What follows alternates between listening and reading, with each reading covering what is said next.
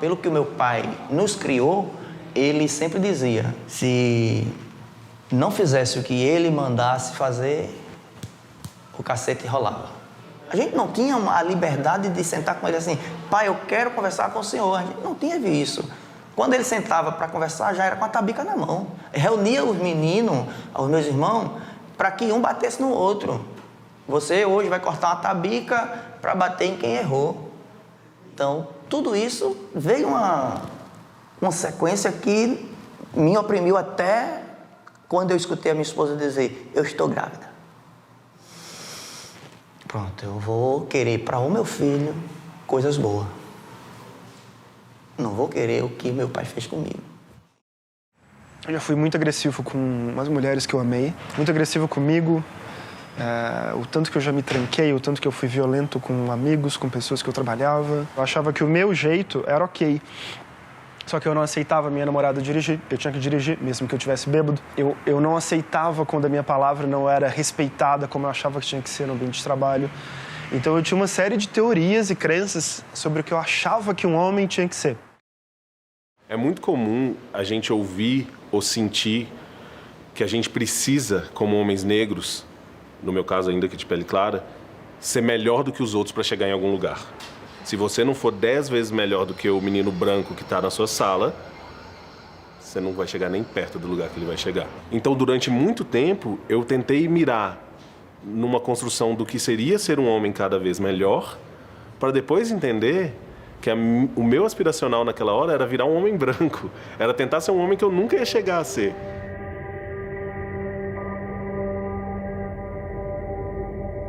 Para ser macho tem que ser viril, tem que ser competidor. O homem mesmo tem que estar na roça, tem que cuidar do gado, tem que ir pro arado. O homem sai para trabalhar e traz o sustento da casa e a mulher fica em casa lavando louça, cuidando dos filhos, limpando a casa.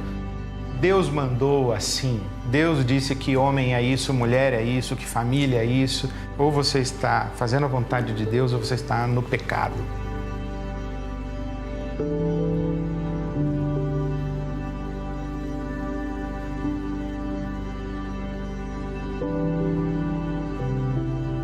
Esses estereótipos de que eu não preciso de ajuda, homem não chora, que aparentemente são expressões de força, de potência, na verdade são grandes expressões de covardia, de medo, de temor, de ser explícita e publicamente fraco e vulnerável. Quebrar o silêncio a respeito de sua própria fraqueza e vulnerabilidade é uma forma de humanizar-se.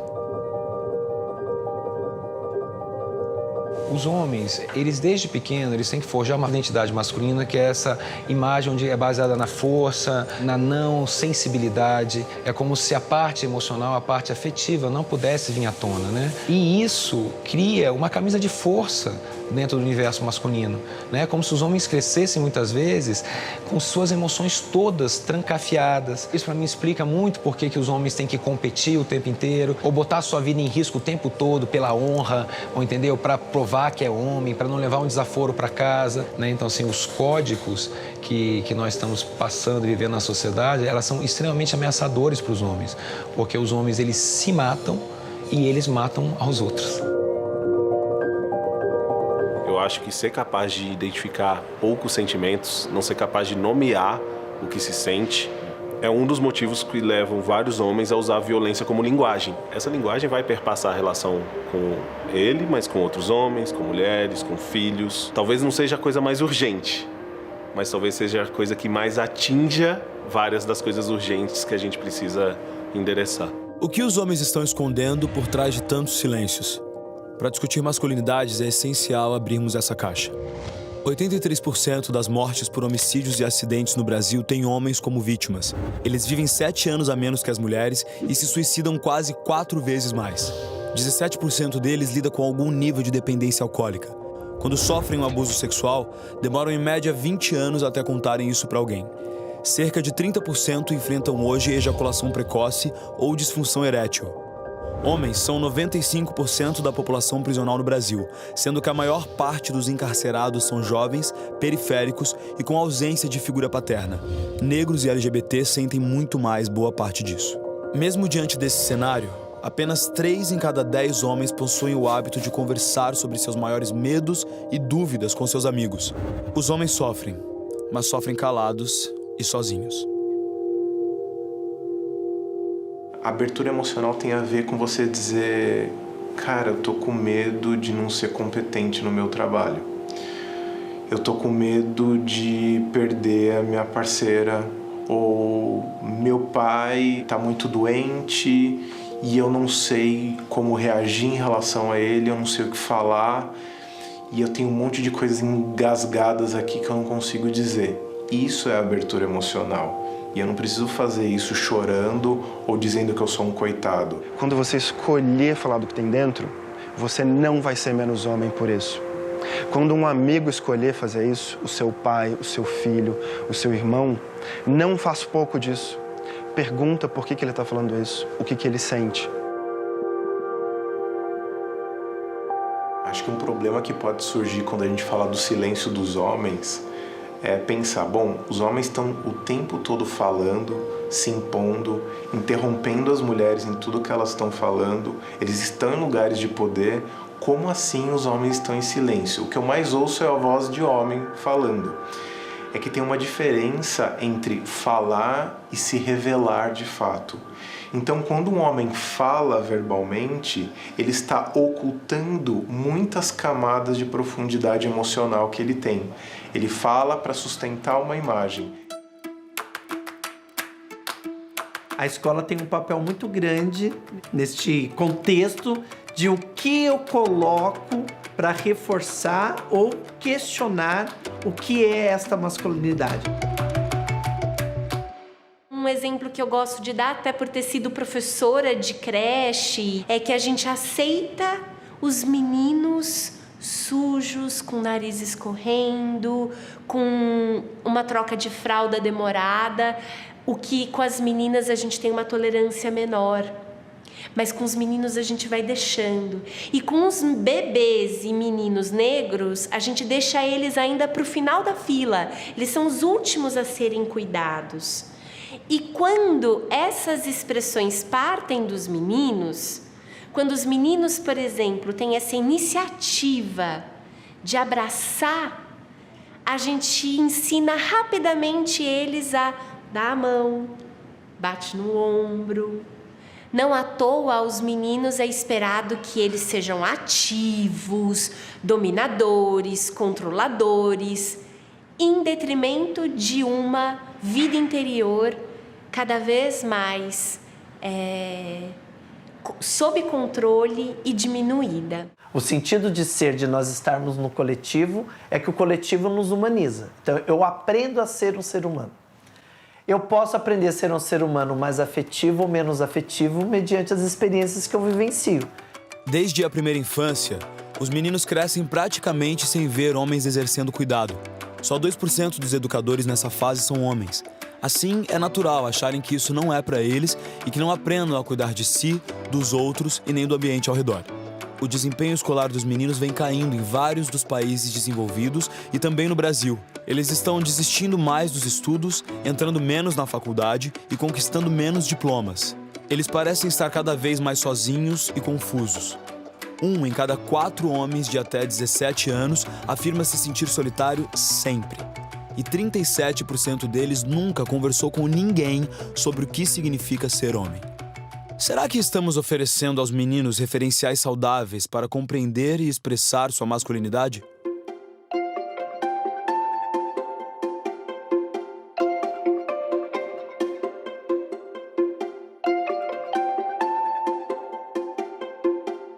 Não é todo mundo ser humano? Todo mundo não tem carne, osso, sentimento? Quem disse que o cara não pode demonstrar sentimento? Então, é essa cena que a gente vai fazer. A gente começou o plano de menina especialmente com as meninas, mas a gente descobriu ano passado que era urgente falar com os meninos também. E as meninas trouxeram essa demanda pra gente. Os meninos começaram a ficar muito mais violentos na escola, por conta das meninas estarem mais informadas, identificarem o racismo, o machismo, o assédio. Antes era porque a gente não tinha informação. que a gente sofria. Agora a gente também está sofrendo porque a gente tem informação e está sendo mais pesado. Meu Deus, que decepção. Um filho que prefere vôlei do que futebol. Cadê aquela camiseta do São Paulo que eu te dei? Eu não gosto de futebol, não torço pra nenhum time. Nenhum time mesmo? Nenhum. Que decepção. Vá já pro seu quarto. Bom, a gente insistiu tanto para que os meninos tivessem também uma roda de conversa para justamente ser algo que a gente crescesse juntos. Para que tanto as meninas, tanto os meninos pudessem entender que não é uma guerra. A gente precisa crescer junto como sociedade, como grupo mesmo. E eu vejo hoje, principalmente com Planos de Menino, que ser homem é muito além de, tipo, gostar de mulheres ou ter um órgão masculino, etc. É muito além disso. Eu lembro que nossa primeira oficina tinha um menino que hoje é um dos nossos principais multiplicadores na escola. Com as oficinas, ele vinha para acompanhar os amigos e ficar tirando sarro, né? E esse menino, quando eu olhei, ele estava chorando, ele estava super emocionado. Ele foi o menino que mais se emocionou na roda e o tempo todo ele falava que ele tinha que ser o espelho do pai, né? E o pai era um homem super abusivo, batia na mãe e no meio da oficina ele descobriu que ele não queria ser. Que ele não queria ser aquela pessoa. A gente tem esse feedback da diretoria, das próprias meninas, que os meninos mudaram bastante em relação comportamental. Aquele assédio, aquela brincadeira boba, eles pararam com isso, começaram a respeitar mais, começaram a defendê-las. Então, eles têm sido esses agentes de transformação, viraram nossos aliados, né? Então, a gente começou uma conscientização ano passado com os meninos e começou a promover as rodas de conversa, a falar também sobre sexualidade. Os meninos têm uma questão muito forte em relação à objetificação da mulher, que está muito ligada à pornografia na internet também, né? Então, essa geração ela tem um acesso muito fácil a corpos, a sexo, e tudo isso interfere também na visão que tem do outro, né? O consumo de pornografia atualmente nos meninos começa na fase de 8 a 9 anos de idade, quer dizer, uma coisa muito precoce, né?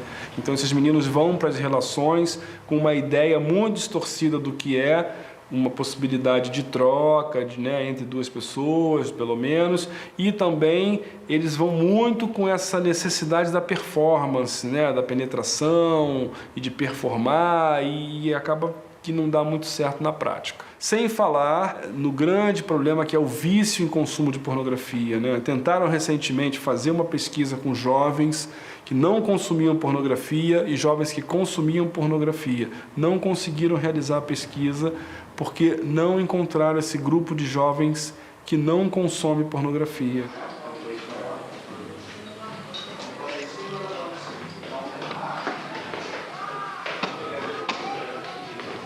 Mas é melhor fazer de fim de semana ou de terça-feira? Eu falo, cara,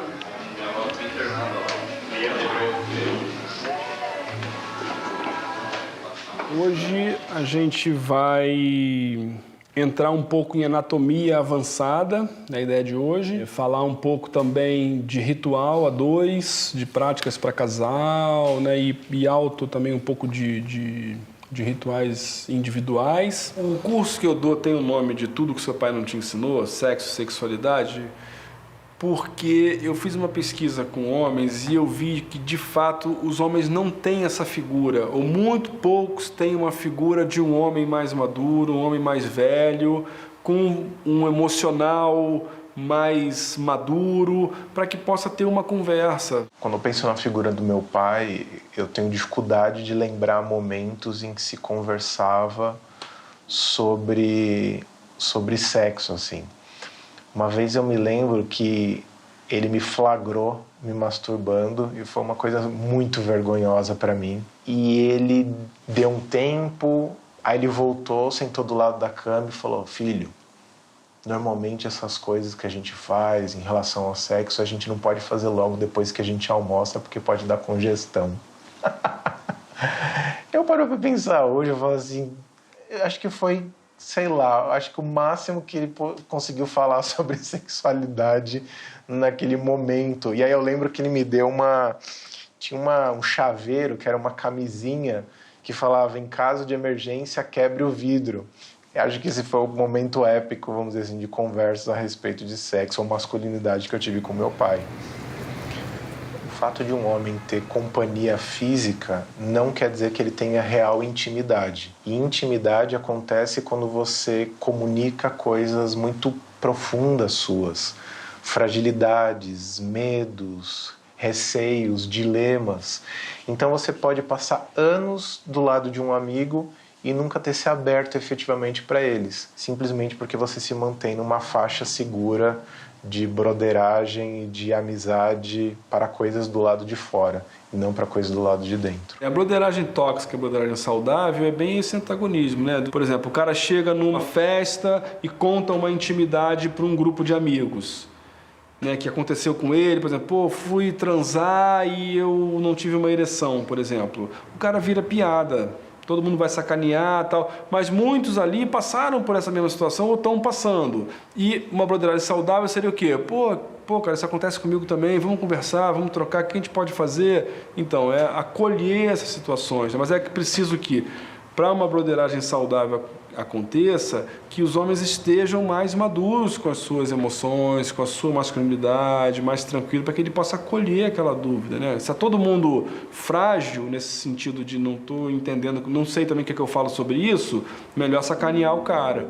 6 em cada 10 homens afirmam lidar hoje com distúrbios emocionais em algum nível. Muitos ainda não diagnosticados, pois evitam buscar ajuda. Os mais comuns são ansiedade, depressão, vício em pornografia e insônia. Mas outros vícios, como álcool, demais drogas, comida, apostas e jogos eletrônicos, são mais presentes do que imaginamos.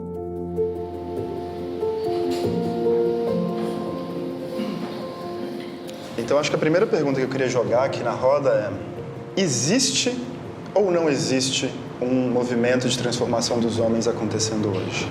Nos últimos 3, 4, 5 anos para cá, né? Talvez uma roda como essa não seria possível. Então, sim, está acontecendo. Ainda não é perfeito, ainda não resolveu os problemas, mas se a gente pensar que as mulheres estão organizadas há pelo menos 100 anos e também não resolveram os problemas, então a gente sabe que isso é uma coisa, né, a vir, mas existe. Para responder essa e outras perguntas, realizamos uma pesquisa nacional que escutou mais de 40 mil homens e mulheres de todas as idades, raças, classes e regiões. Além disso, mapeamos dezenas de iniciativas trabalhando com os homens e as masculinidades, de norte a sul do Brasil. E fomos pessoalmente conhecer algumas delas.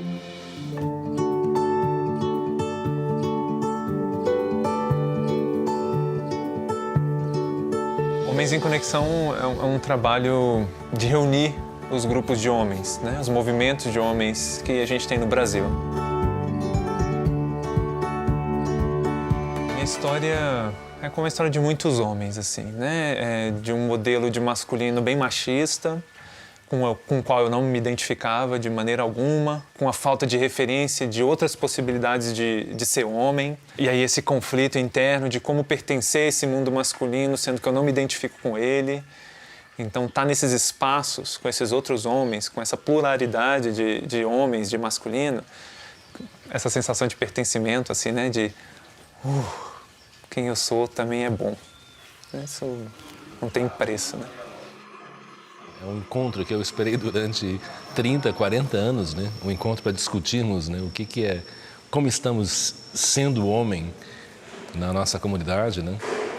Entre nós e com as mulheres e na nossa sociedade, enfim. É o grupo que eu queria ter conhecido há 30 anos atrás, né? Fico imaginando o que vão ser os próximos 30 anos dessa garotada, né? Então, para mim, esse encontro e esse trabalho com os homens é algo que é quase que eu não tenho nem escolha de não fazer. Ele acontece, ele me chama, ele me nutre nesse nível, que eu não consigo explicar, mas que é muito nítido toda vez que eu participo.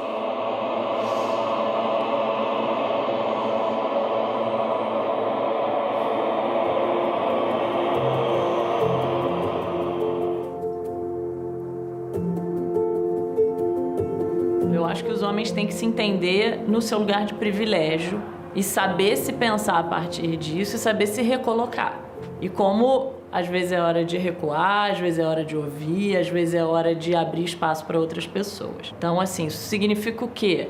No ambiente de trabalho. Isso significa o quê dentro de casa? Os homens não estão sendo convidados ou se sentindo instigados a refletirem porque caiu uma maçã na cabeça deles e eles entenderam que é hora de mudar. Não, houve uma mudança na sociedade.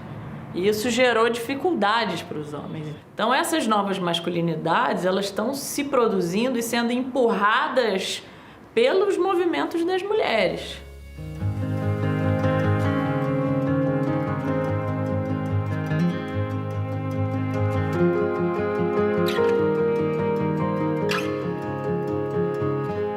Esqueçam papel, circulem à vontade pela sala, contemplando o outro com o olhar.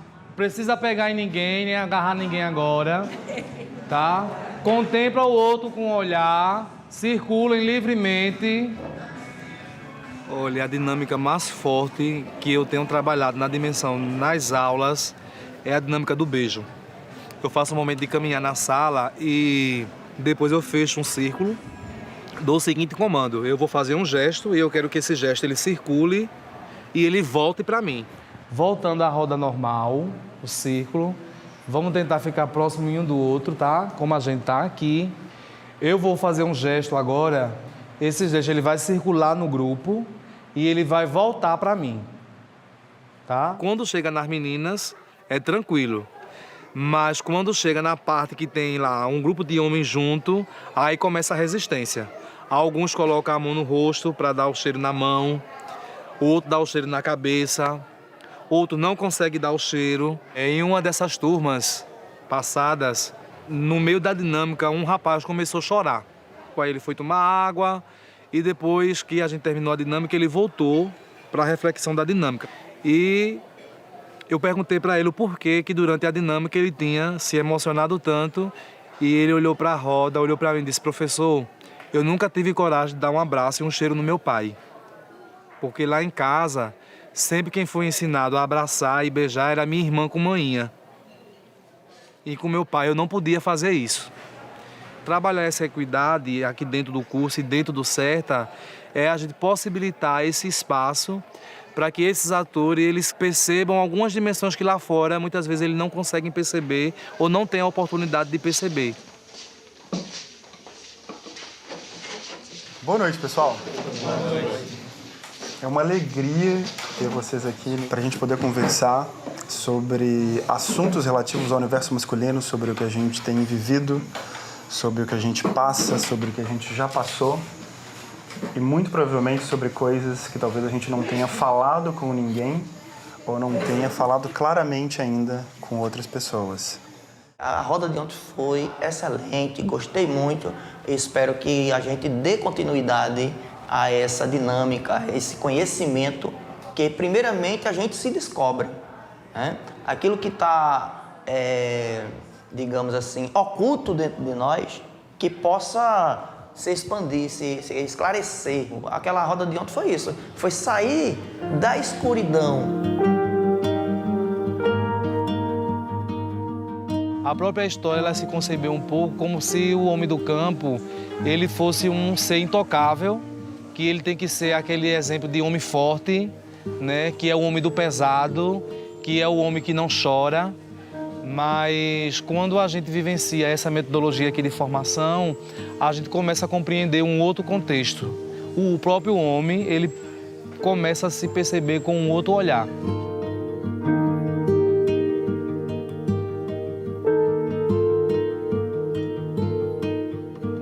Repensar a masculinidade parte do repensar qual que é o nosso cuidado com o outro. Eu dei um exemplo num grupo de pais pretos um tempo atrás, que os caras estavam falando, reclamando das companheiras, e aí eu fiz uma pergunta, lancei uma pergunta, eu falei: escuta, você sabe, sua filha tem 5 anos, 5 anos, você sabe quantas calcinhas da sua filha tem na gaveta dela? Aí o cara me perguntou: mas o que essa pergunta tem a ver? Eu falei: não, alguém tem que saber. E aí, quando eu faço esses questionamentos, eu faço também para mim. Porque eu também me vejo nessa posição de: eu não sei quantas calcinhas a minha filha tem lá na gaveta. Você está jogando essa carga para uma outra pessoa.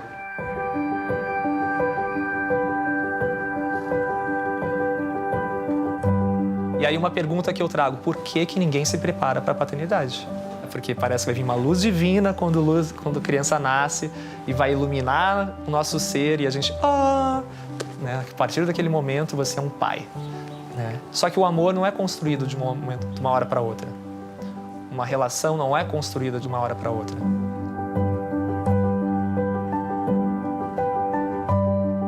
Para cuidar de um filho, realmente, você precisa se conectar no nível emocional. E para isso você precisa entrar em contato com emoções que talvez você, como homem, nunca se permitiu. Você se atentar a uma noção de futuro que te traz uma responsabilidade, a não somente sair com o menino e sair à rua, mas sair e pensar num tempo, uma logística de comida, que faz parte do homem, a questão do não cuidado. O homem se cuida menos. E para se cuidar menos, é muito difícil você cuidar de alguém. A maioria dos homens afirma ter o pai como principal referência de masculinidade. Mas só 1 em cada 10 já conversou com o pai sobre o que significa ser homem.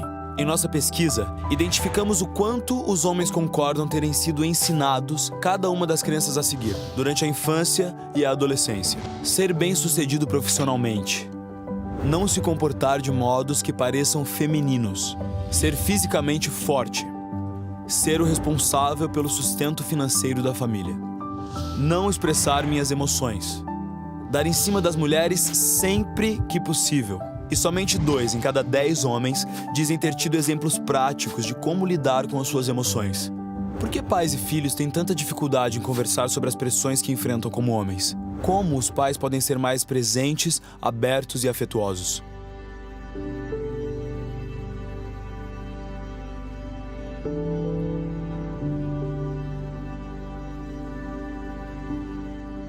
Curso de gestação e parto para homens. Esse nome às vezes até gera um estranhamento, né? Como assim gestação e parto para homens, né? O homem não pare. Mas é para gerar já esse primeiro questionamento. Como assim? Eu trago aí conhecimentos sobre a fisiologia dessa mulher, as transformações, muito o que acontece realmente sobre a mulher, né? Com a mulher durante a gestação. Fazer com que esse homem se prepare para o parto. O principal objetivo é sensibilizar, é trazer conhecimento e é trazer a reciprocidade desse casal.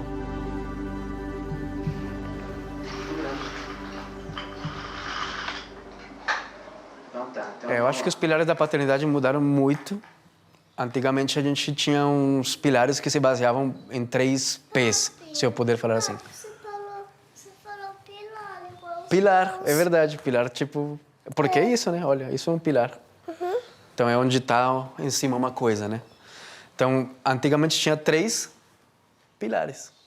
O pilar da proteção, da procriação e da provisão. Então, a transformação numa paternidade ativa é deixar para trás um pouco a questão da simples proteção e passar para o cuidado. Então, já não é um pai que entra e resolve.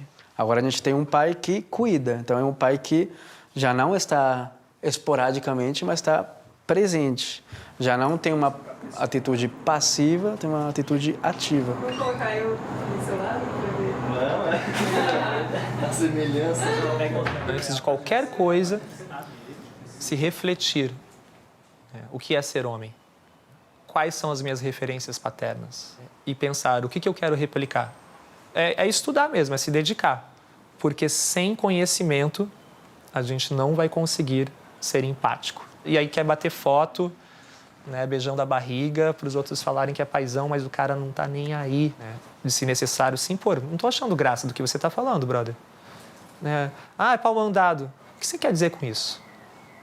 Porque realmente eu tô indo lá cuidar da minha esposa, do meu filho, eu sou pau mandado? Né? O que você faria? Então é questionar também. Né? E isso precisa ter coragem.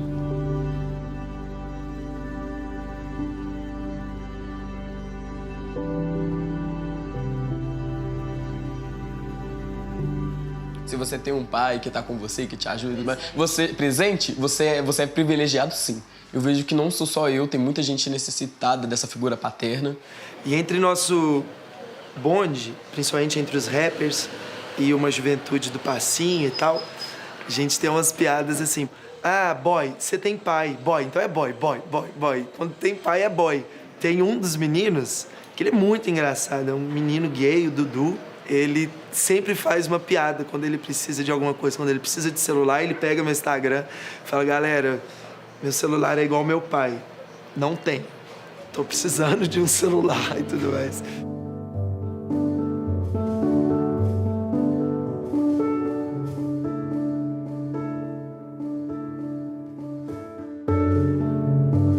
Eu acho que a gente começa a ter alternativas de mostrar para a criançada o que é ser um homem legal, incentivando homens legais a protagonizarem.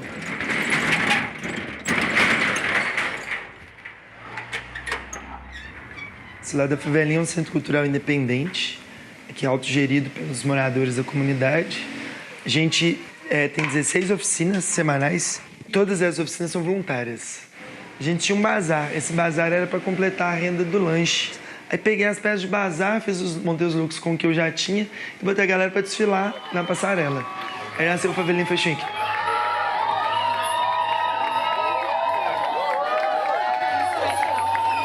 Eu percebi que era quase que óbvio isso que ia acontecer, do jovem, né, estudar numa escola pública e tal. E ele, quando chegasse nos 12, nos 13 anos, tinha muito esse espelho do tráfico. E quando não era o espelho do tráfico e ele queria trabalhar, só nos restava subemprego.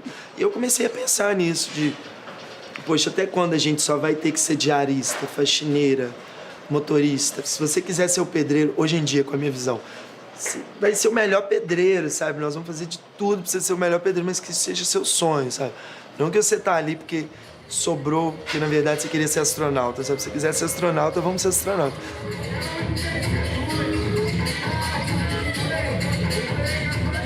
O Cadu é uma pessoa muito mente aberta, ele é uma pessoa, tipo assim, ele não quer saber se é homem, se é mulher, se é gay, se é travesti. Ele abraça e cumprimenta e brinca com todo mundo como se todo mundo fosse o que todo mundo deveria fazer, como se fosse todo mundo igual. Isso é muito interessante, eu comecei a aprender muito sobre a diversidade e a respeitar opiniões, aceitar jeitos através disso, com essa convivência. Então não existe essa questão de padrão, de certo e errado. Venho pra Favelinha, venho pro Cafezal, venho conhecer o nosso centro cultural. Aqui na Favelinha a gente tem uma rede de apoio muito forte.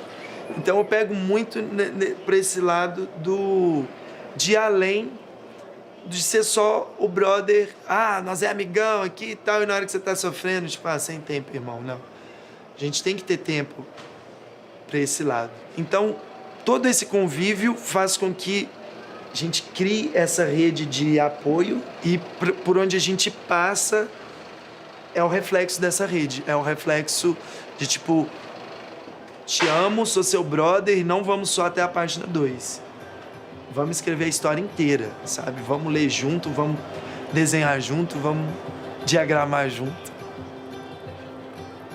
E juntas.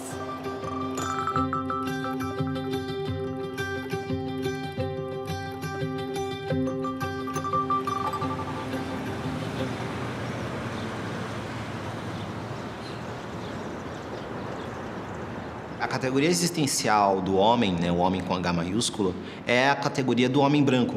Esse é o homem. Né? Quando se fala da figura do homem, o que se espera do homem, o que se pensa do homem, esse é o homem ideal. O homem negro nunca vai ser o homem ideal.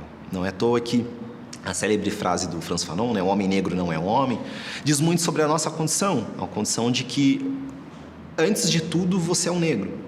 E esse negro vai ser sempre correndo atrás do prejuízo em relação a o que você pode fazer para ocultar este lugar do ser negro. E a gente vai tentando se constituir para se aproximar do homem, do branco. Para eu me entender, eu tive que entender as questões do meu pai. E para eu entender as questões do meu pai, era engraçado que, você quer destruir a masculinidade do menino negro é você falar que você é igual ao pai dele. Só que não lembrar pelo bom aspecto, lembrar pelo mau aspecto. Você é igual ao seu pai. Vários meninos negros ouvem isso. Ser um menino negro é estar nesse lugar onde essa ideia de país não quer cuidar desse menino negro, não quer cuidar dessa população negra como um todo, né? A gente precisa fazer com que os meninos pretos sobrevivam. Porque eu tenho um filho preto. né? 8 anos de idade, o nome dele é Jorge. Em um determinado momento, ele vai chegar em casa, a partir daqueles 12, 13 anos que começam os enquadros, ele vai chegar em casa um certo dia chorando e falar: pai, tomei enquadro da polícia e foi pesado. Como não pegaram leve comigo, porque eu era ingênuo. Quando eu tomei meu primeiro enquadro da polícia, eu cheguei em casa, tipo, como? Não sabia o que era aquilo. Isso aconteceu. E ao mesmo tempo eu já tive um amigo branco que falou assim pra mim: cara, eu nunca tomei enquadro. Eu falei: quê? Nunca tomei enquadro? Como assim, mano? Nunca tomei enquadro? Então a gente acaba ficando familiarizado com uma coisa que não deveria ser comum. Mas, sem dúvida, eu acho que tem algumas experiências que são mais pontuais, né? Como, exemplo, a minha primeira batida policial, por exemplo, que eu tomei no dia do meu aniversário, 2004. Nunca vou esquecer. Uma arma na cabeça. Estava saindo de um show, indo na casa de um amigo que faz aniversário no mesmo dia que eu. A dor é entender que eu ocupo um lugar que, independente do quão eu sou, do quão eu estudo, de quão bonito eu sou, de quão bem vestido eu sou, de quão cheiroso eu sou, de quão legal eu sou, isso vem antes de mim, né? Isso vem antes de mim.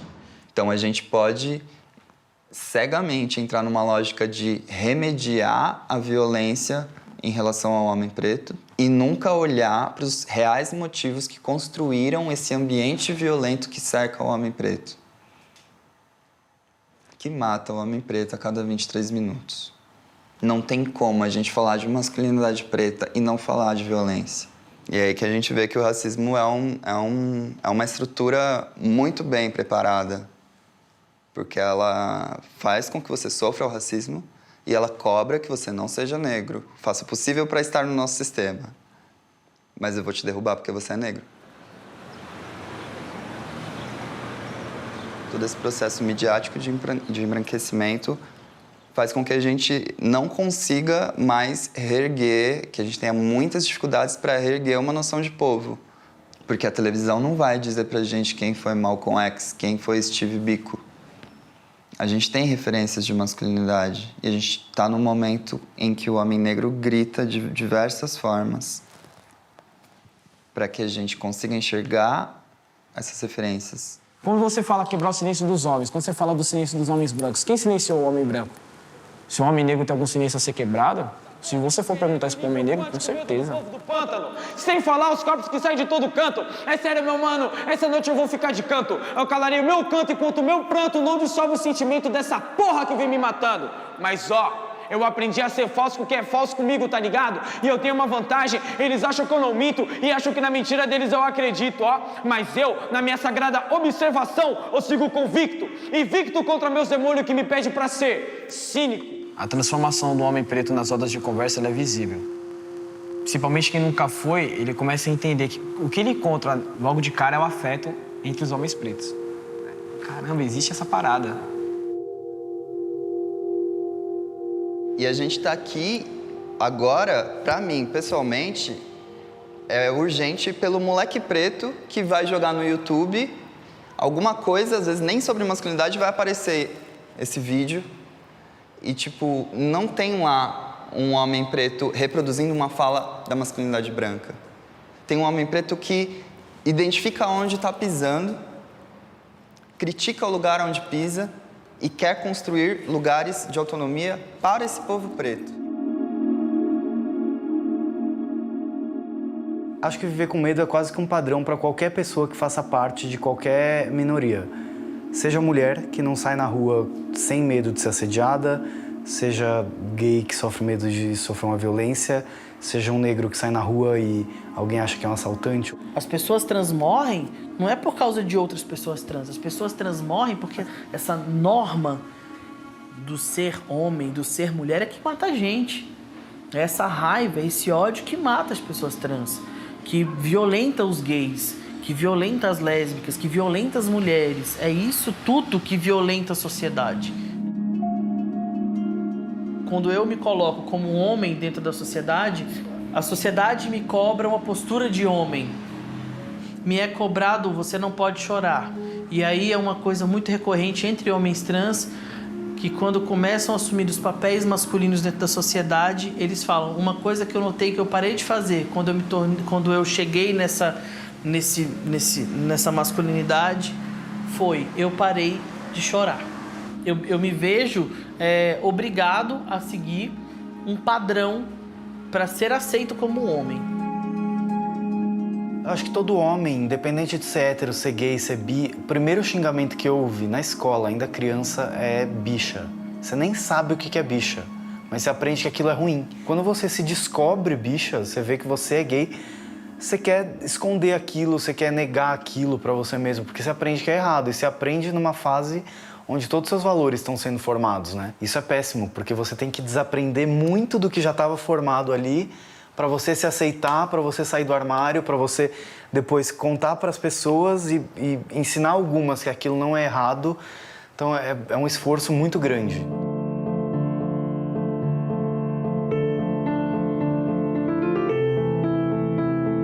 Se você perguntar à igreja o que é a relação masculino e feminino, é uma relação hétero, indissolúvel, monogâmica, fiel até a morte, para gerar filhos.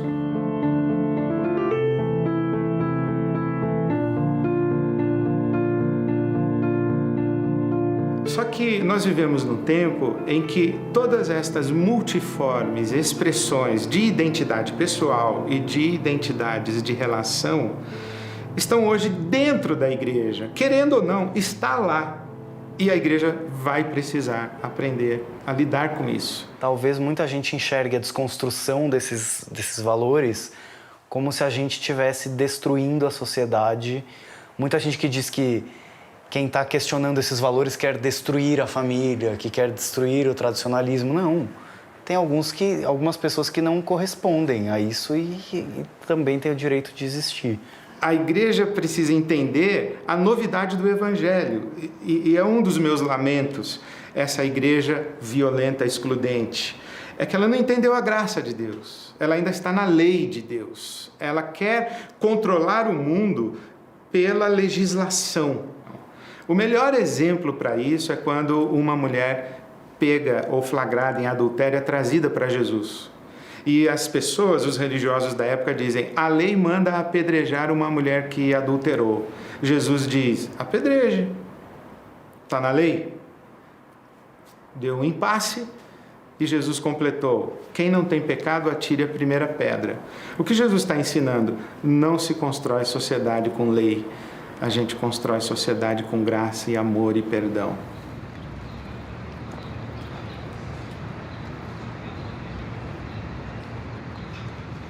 Eu acho que existe uma relação muito forte entre a dor que um homem sente e a dor que ele provoca.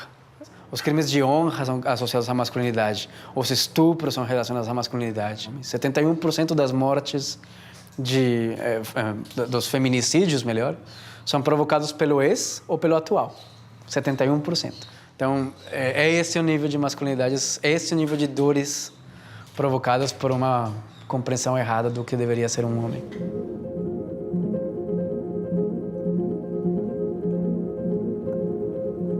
Todo o silêncio que você vai guardando dentro de você vai formando um turbilhão de emoção e chega uma hora que você explode, né? E talvez essa explosão não seja tão positiva. E com 28 anos, eu engravidei uma mulher e eu estava em abstinência, a gente iniciou uma discussão, eu já tinha casado, estava casado. E daí, no meio dessa discussão, eu acabei agredindo ela fisicamente. Mas assim, antes dessa agressão física, a agressão psicológica era diária, né? Acho que toda mulher tem uma história de violência para contar. Toda mulher tem várias histórias de violência para contar. São violências que aconteceram em casa, são violências que aconteceram no ambiente de trabalho, são violências que acontecem na rede. Praticamente 60% dos casos, eles ocorrem quando a mulher fala que quer o divórcio ou fala que quer romper o namoro, o relacionamento, e ele não se conforma. E, infelizmente, a forma dele reagir a isso é com violência. Óbvio que nós vamos falar da mulher, trabalhar com empoderamento feminino e com toda a parte de proteção e assistência a essa mulher que sofre violência. Aliás, eu dedico meus dias a isso. Porém, nós temos que falar do outro lado da violência. Quem é esse homem que está agredindo essas mulheres? Por que ele está agredindo essas mulheres, como fazer para que ele não agrida mais, porque todos os casos de feminicídio vêm numa escalada da violência. Se você consegue impedir, de alguma forma, aquele homem de continuar nesse fluxo, nesse ciclo, você consegue evitar a morte de uma mulher.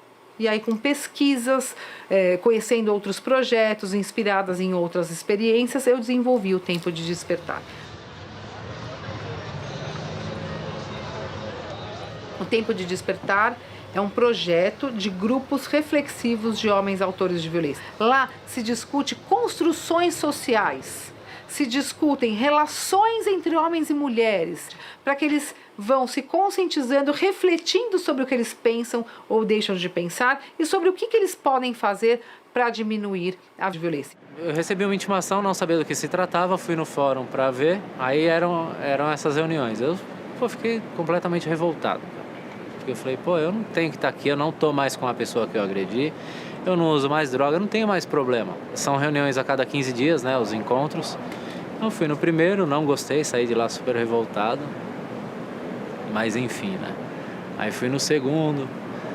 No terceiro encontro, no final do encontro, eu tive a oportunidade de estar expondo o meu caso. Eu fui me abrir com o pessoal da equipe e tal, e daí eu falei, tem muita coisa para mim mudar, sabe? Tem muita coisa para mim aprender aqui. Eu comecei aí, mas com vontade, sabe?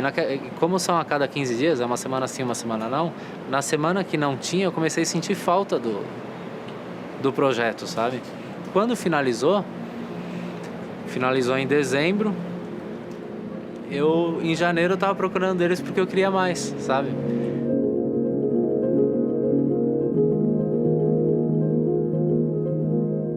Quantos homens vão ao psicólogo?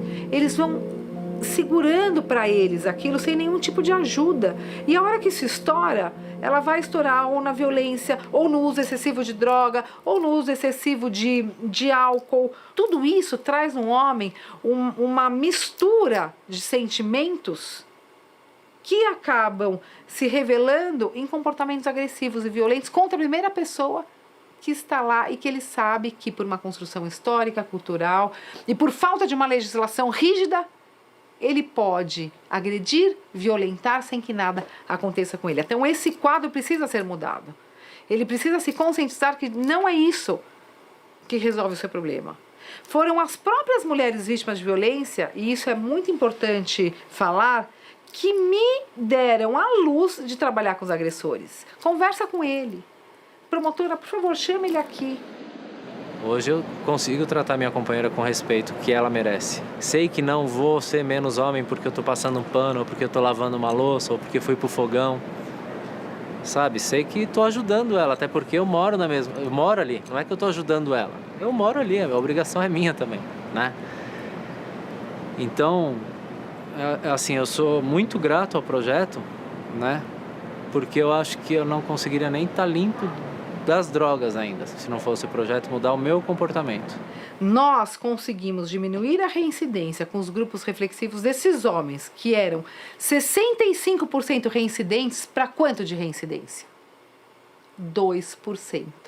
Então é um resultado, quase nenhum desses homens voltou a cometer atos de violência contra a mulher. Mas do ponto de vista social, subjetivo, o maior resultado é esse homem voltar para mim e falar o seguinte: doutora Gabriela, eu não cometo mais violência contra a mulher, mas tem uma coisa que isso me ajudou. Eu consegui olhar para os meus filhos e falar, eu te amo. Eu consegui entrar num grupo para tratar do meu alcoolismo. Eu tenho mais amigos no trabalho. Para mim, é o resultado mais expressivo desses grupos reflexivos de homens, mostrando que há essa possibilidade, é efetiva e os homens podem sim despertar para uma nova vida. Qual a percepção das mulheres sobre o progresso dos homens? 50% das mulheres concordam, em algum nível, que os homens estão agindo de modo menos machista nos últimos anos. E 65% delas afirmam que os homens que são pais estão participando cada vez mais. Entretanto, 54% acreditam que eles ainda não entenderam completamente que elas merecem as mesmas oportunidades e direitos. E somente 28% das mulheres acham que os homens estão assediando menos. Mas será que eles estão confrontando seus amigos? 6 em cada 10 homens afirmam já ter deixado de lado pelo menos uma atitude machista ou homofóbica apontada por outra pessoa. E 5 em cada 10 homens de até 17 anos afirmam confrontar seus amigos com frequência. Ou seja, muitos de nós parecem ter dado um primeiro passo para a mudança, o que é ótimo, mas há muitos outros degraus pela frente. Ainda hoje a gente percebe questões de gênero como coisas à parte dos homens, assim. Mas o que eu vejo em movimento é justamente esse reconhecimento de que a gente também precisa, sempre alinhado às mulheres, também olhar para as nossas questões e também perceber que temos grandes responsabilidades. Eu percebo esse movimento acontecendo, assim. Então, quando um homem se percebe machista e ele começa a questionar aquilo, não é uma questão só racional. Tem um componente emocional muito forte. Tem a ver com ele ficar no escuro, perdido, sem saber o que ele de fato é. Então, até que ele encontre uma nova identidade que seja segura, reconfortante, que traga benefícios para ele, ele não vai abandonar aquela outra identidade que ele tem muita familiaridade, que ele viveu até aquele momento. Eu sou machista. Vivi e fui criado numa sociedade machista. Eu vou me educando através de relacionamentos, através de conversas, para ser o mínimo de machista que eu consigo. Só que quando alguém me falar que eu sou machista, eu não preciso estar com 2 pedras na mão e pensando, pô, mas eu não sou machista 99% das vezes. Você vai falar dessa uma vez que eu fui machista? Sim, vai falar dessa uma vez que você foi machista. Assim como se alguém falar sobre a uma vez que você foi racista, ouça. Por exemplo, na relação heterossexual, a divisão de tarefas dentro de casa. Porque isso é uma demonstração de consciência do próprio lugar e de respeito ao outro, ao tempo do outro.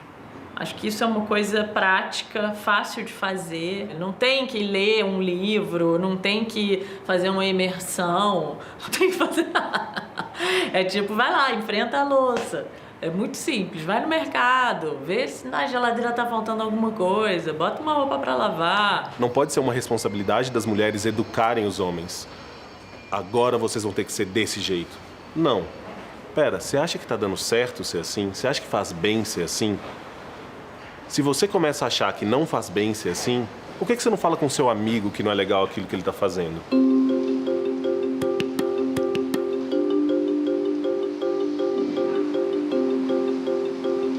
Eu acho extremamente importante os homens conversarem entre si por uma razão muito óbvia.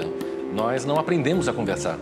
Falar com outro homem pode ser o início dele se soltar e poder falar com o mundo, interagir melhor com o mundo de uma outra forma. É pelo desconforto, né, e o acolhimento desse desconforto é que pode se gerar essa transformação. Como fazer isso? Estar sujeito, estar disponível a esse desconforto. Muitas vezes diz que se quer transformar, diz que quer fazer parte desses grupos, mas nunca passa da página 1, que é o se ver, o se reconhecer, se responsabilizar em relação às coisas que você faz, você pensa, você decide. Então, acho que para criar um grupo desse, as pessoas têm que estar dispostas a lidar com o desconforto. E, claro, com a possibilidade de escutar. Então, a gente tem um papel fundamental nesse debate, já que somos nós os protagonistas da violência, somos nós que nos matamos mais, somos nós que violentamos de uma maneira geral muito mais do que qualquer outra pessoa. Olha, eu acho que os grupos de homens se reunindo atualmente é necessário, assim, principalmente por ser esse espaço de broderagem saudável. Quando junta mais de 2 e não está ali para fazer bullying um com o outro. Eles estão ali para mostrar vulnerabilidade. Então, aí cria um campo, um espaço incrível. Então, assim, é preciso que tenham mais grupos se encontrando, mais espaço. Eu recebo comunicado de homens de outras cidades, fala, pô, como é que eu posso fazer para conversar? Eu não tenho com quem conversar. Então, criar um grupo de homens é uma coisa muito simples. Passa por ter o incômodo e a disposição. Eu vou convidar amigos que eu sinto que têm o mesmo incômodo. A gente vai sentar numa roda e se fazer boas perguntas. Perguntar quais são os medos, obstáculos e vergonhas que a gente tem. A gente vai se responder com sinceridade, em primeira pessoa. A conversa não é teorizando, não é falando dos homens, da sociedade, do Brasil. Eu sinto, eu vivo, eu tenho esse obstáculo, eu tenho essa alegria, esse sonho. Então eu acho que os benefícios são pequenas transformações individuais que depois viram pequenas transformações sociais em grupos de amigos. E uma vez que você muda seu comportamento, não dá para voltar atrás, né? Uma vez que você consegue escutar mais, você aprende a ficar mais calado.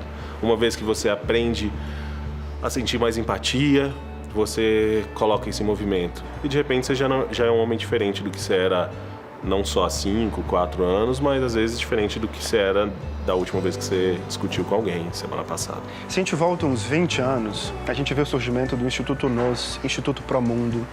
Tem o Benedito Medrado, Jorge Lira, Marcos Nascimento, pessoas incríveis olhando para isso. A gente vê o movimento Guerreiros do Coração e o que a gente vê é que nos últimos 2 anos teve um boom, em especial nos últimos 12 meses. Tem iniciativas surgindo pelo Brasil inteiro, de norte a sul. Iniciativas com cunho mais espiritual, com cunho mais corporal, com cunho mais político, que trabalham com o olhar da raça, da paternidade. Tem vários caminhos. Todos os homens, eu como homem, preciso assumir responsabilidade pelo que eu faço de ruim e destrutivo comigo mesmo, com outros homens e com as mulheres. Para mim, esse é um movimento possível, seja qual for a perspectiva. Quebrar o silêncio e conversar entre nós é um excelente primeiro passo. Porém, só 1 em cada 10 homens já participou desses grupos. A boa notícia é que 61% deles afirma ter vontade de se juntar a um. Cada vez mais iniciativas estão surgindo pelo país, mas o volume total ainda é pequeno. Precisamos de mais homens dispostos a criar e serem caseiros desses espaços de transformação. Nosso sonho é que cada um dos municípios do país possa ter pelo menos um grupo. Esse é um movimento de coragem. Coragem para assumir responsabilidade, coragem para escutar as mulheres, coragem para abrir nossos corações, sermos vulneráveis e nos ajudarmos a construir vidas melhores. Não é um movimento de homens virtuosos e bonzinhos, muito menos de novos homens. É um movimento de homens comuns, como eu e você. Mãos à obra?